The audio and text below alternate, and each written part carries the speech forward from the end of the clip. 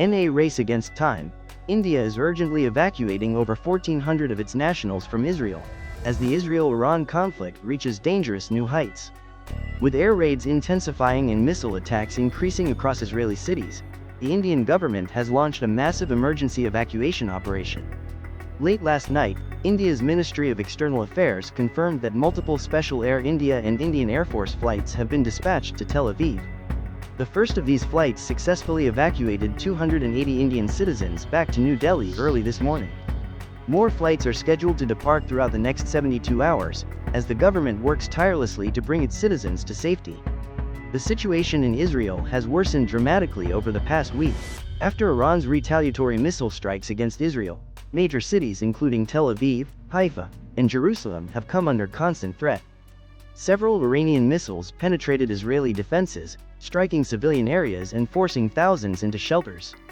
The Israeli government has now declared a state of emergency, with all non-essential activities suspended.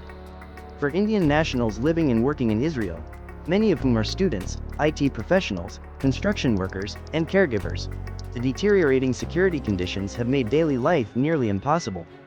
Air raid sirens, bomb shelters, and closed public transport are now a daily reality. Concerned families across India have been pleading with the government to ensure the safe return of their loved ones.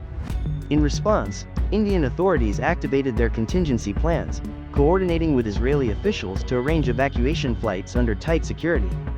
The Indian embassy in Tel Aviv has established emergency hotlines and is working around the clock to process the travel of Indian citizens. India's External Affairs Minister, in a televised address, reassured the nation that every effort is being made to bring home all Indians stranded in the conflict zone. He urged citizens in Israel to register with the embassy immediately and follow all safety advisories. He also thanked the Israeli government for its cooperation in facilitating these evacuations amidst the growing crisis. As the first group of evacuees landed safely in New Delhi, many shared emotional stories of their ordeal.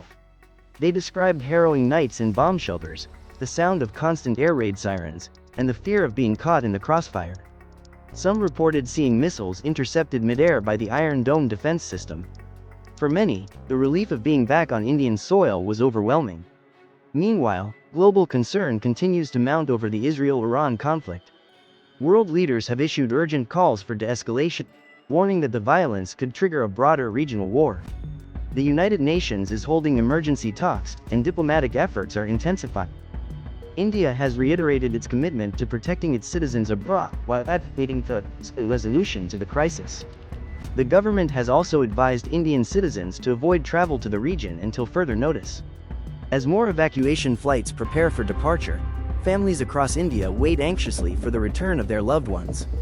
The coming days will be critical as the evacuation operation continues under increasingly difficult conditions. Please like, subscribe, and turn on notifications to stay updated with the latest global news.